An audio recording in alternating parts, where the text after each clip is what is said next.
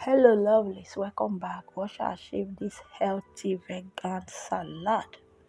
I added some iceberg, some courgette, some cucumber, some onions, some red bell pepper, boiled potato, beans, lentils. So I added tomato. So I noticed that this bowl is not big enough, so I have to change my bowl. I added chickpeas, tuna. I added 4 cans of tuna, the small size one. So now I'm going to mix it together properly. Follow for more amazing videos. Subscribe to my YouTube channel if you have not.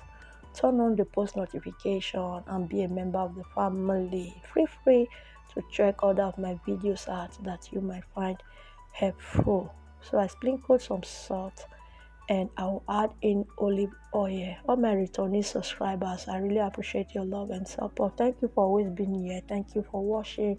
Thank you for commenting. Thank you for sharing. Thank you for subscribing. So I will just give it a good mix. This recipe is really healthy and nice. I really enjoyed it and I hope you give it a try. Thank you for watching. Watch the rest of the videos. See you in my next one. Share this video for me, guys. May the good Lord bless you. Bye.